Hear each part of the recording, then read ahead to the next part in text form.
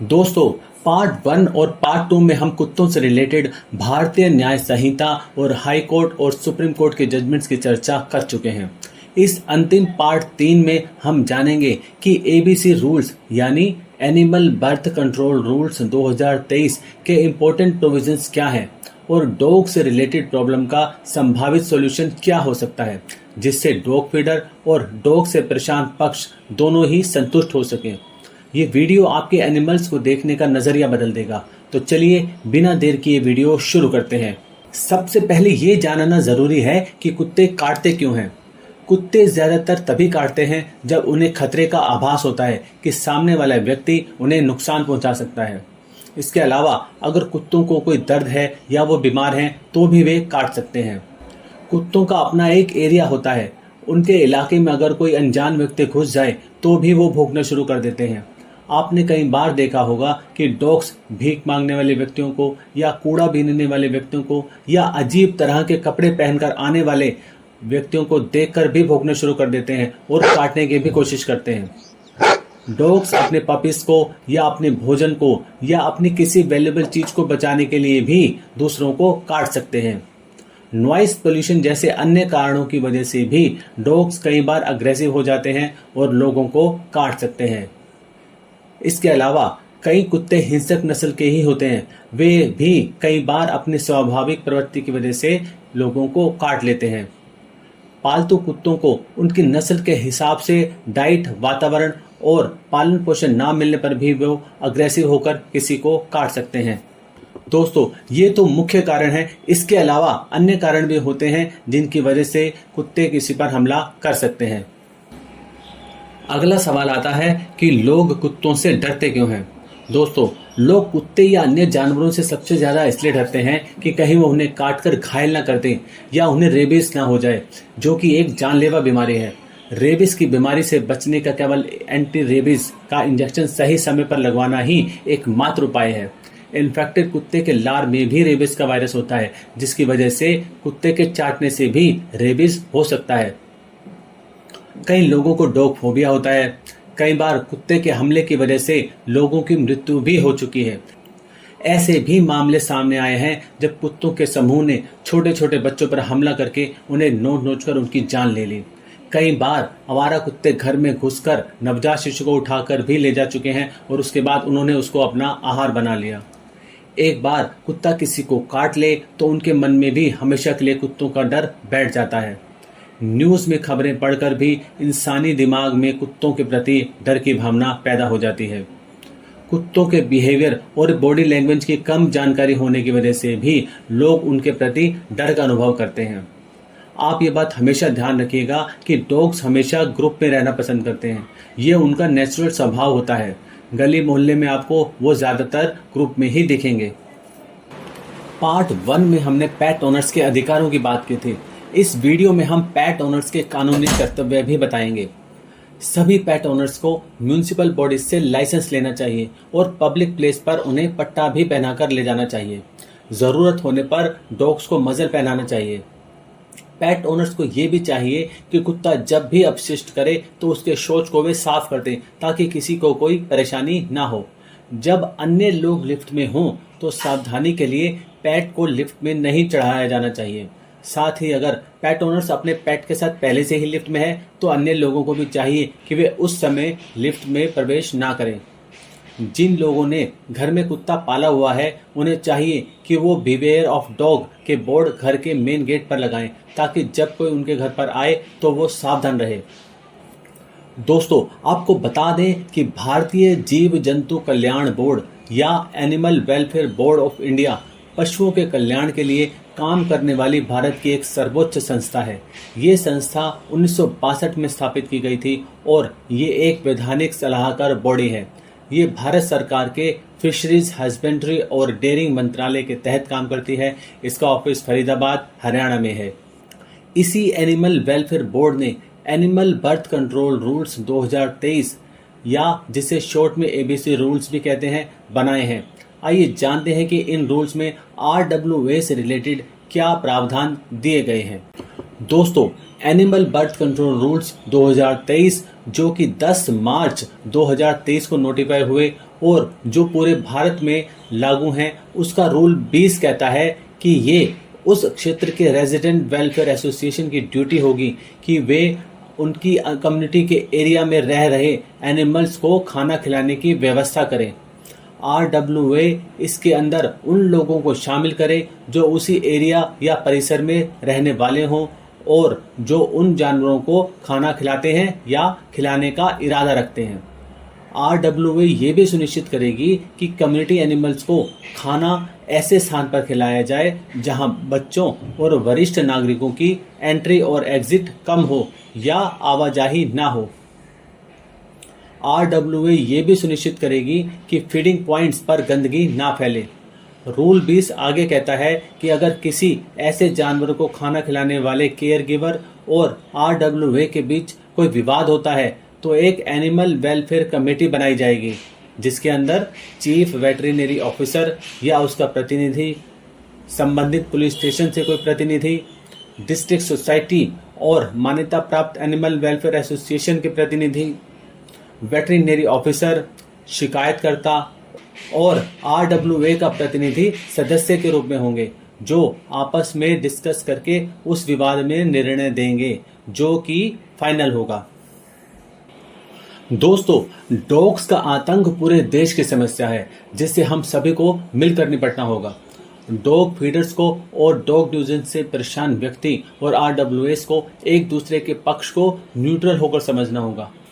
पहले से दिमाग में बैठी हुई अवधारणाओं से परे होकर सोचना होगा। साथ ही साथ संबंधित म्युनिसिपल बॉडीज को भी पूरी निष्ठा और ईमानदारी के साथ कुत्तों की नसबंदी और टीकाकरण का काम सिंसियरिटी के साथ शुरू करके उसे कंटिन्यू रखना होगा। निष्कर्ष ये है कि हमें जानवरों से प्रेम करना चाहिए। डॉग्स व अन्य जानवरों को खाना खिलाना भी एक सोशल सर्विस है, पर ही साथ हमें ये भी ध्यान रखना चाहिए कि खाना खिलाने से किसी अन्य व्यक्ति को कोई भी असुविधा ना हो। पेट्स को खाना उस जगह पर खिलाया जाए जहां लोगों की आवाजाही ना हो। आवारा जानवरों को खाना खिलाते समय भी इस बात का ध्यान रखना चाहिए। खाना खिलाने के बाद उस जगह की सफाई करना भी जानवरों को फीड करवाने वाले की जिम्मेदारी बनती है। सभी पक्षों की सहमति से डॉग फीडिंग पॉइंट्स बनाए जाएं और डॉग फीडिंग के टाइमिंग्स भी फिक्स कर दिए जाने चाहिए। आम लोग भी विचार करें कि जानवरों को अगर इंसान खाना नहीं खिलाएंगे तो कौन खिलाएगा। भूखे जानवर ज़्यादा हिंसक होते हैं। जानवरों को भी इस पृथ्वी पर रहने का उतना ही हक है जितना कि हमें है। सभी का सह अस्तित्व प्रकृति में संतुलन बनाए रखने के लिए ज़रूरी है। हिंदू धर्म में भी काले कुत्ते को खाना खिलाने की बात कही गई है।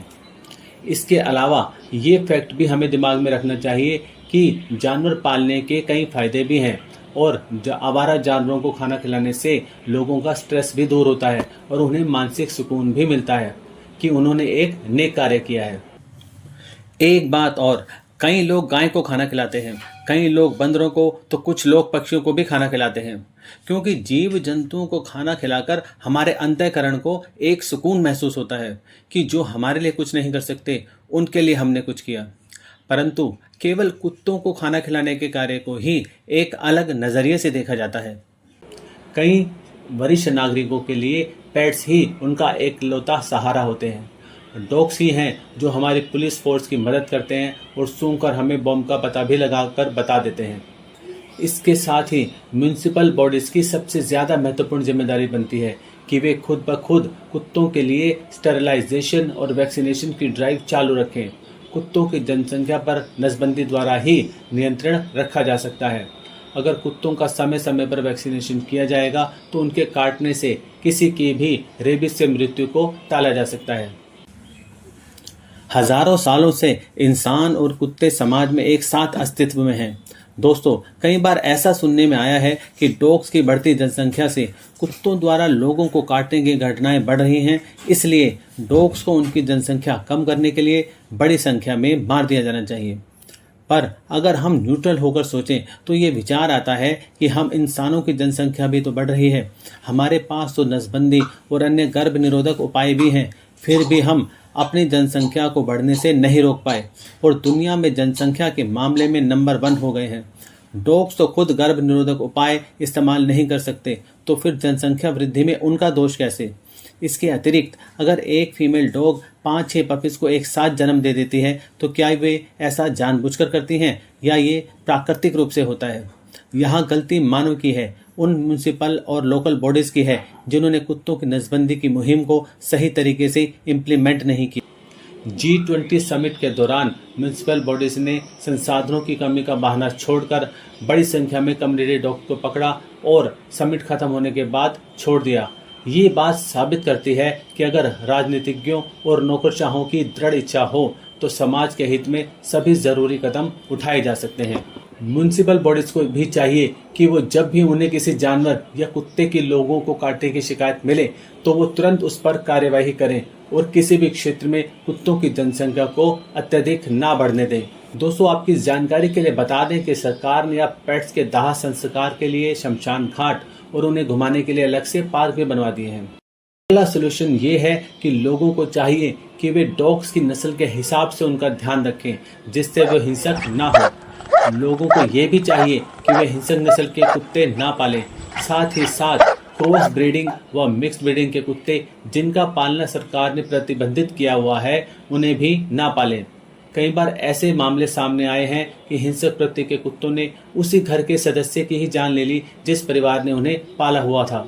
इसके अलावा कई बार लोग छोटे छोटे फ्लैट्स में बड़े बड़े कुत्ते पाल लेते हैं और उन्हें घुमाने भी नहीं ले जाते, जिससे वे कई बार अग्रेसिव हो जाते हैं। जैसे जर्मन शेफर्ड कुत्ते के लिए कम से कम 8 से 10 किलोमीटर की डेली वॉक जरूरी है। ऐसा ना करने पर ये पेट्स अग्रेसिव हो सकते हैं। कई पेट ऑनर्स कानूनी प्रावधान होने के बावजूद पेट का रजिस्ट्रेशन नहीं करवाते, इसलिए पेट का रजिस्ट्रेशन अनिवार्य किया जाना चाहिए और ऐसा ना करने पर सजा और ज़्यादा जुर्माने का प्रावधान होना चाहिए।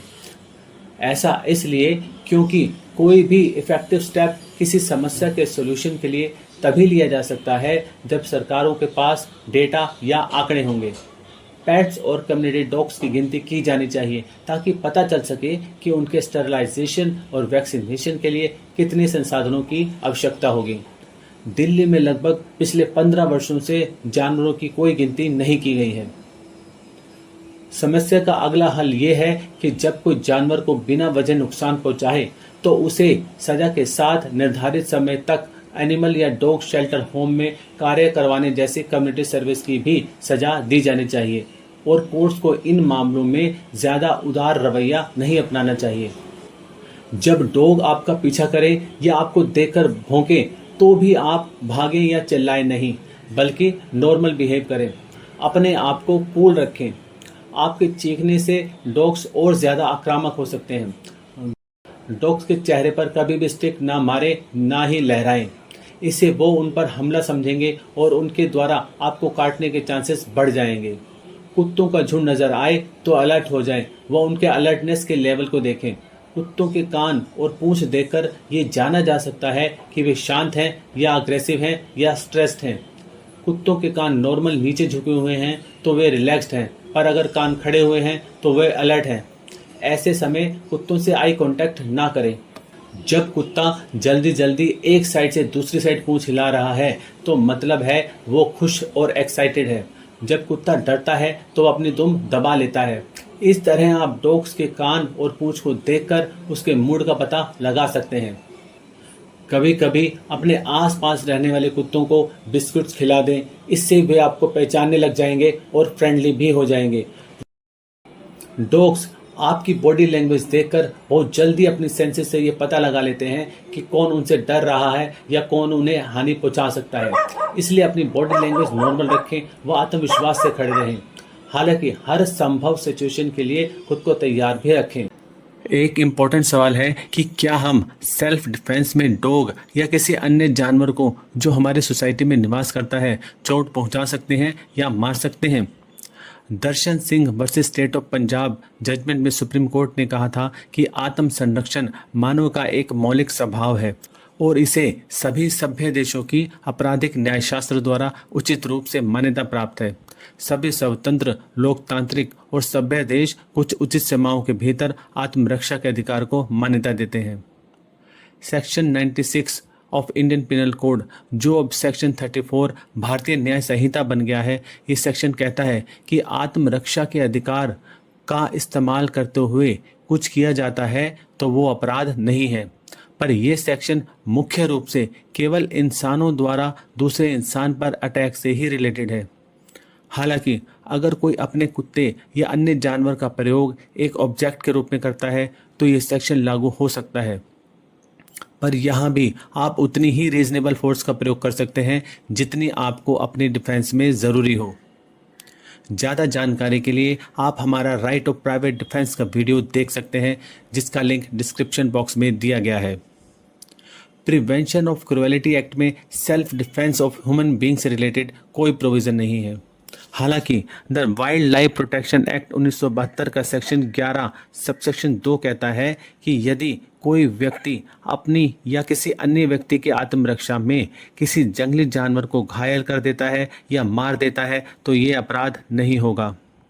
परंतु अगर व्यक्ति को आत्मरक्षा की ज़रूरत तब पड़ी जब वह वाइल्ड लाइफ प्रोटेक्शन एक्ट का कोई कानून या रूल तोड़ रहा था तो उस अपराध करने की सज़ा से वो मुक्त नहीं हो जाएगा। सेक्शन आगे कहता है कि ऐसा घायल या मरा हुआ जानवर गवर्नमेंट प्रॉपर्टी होगा।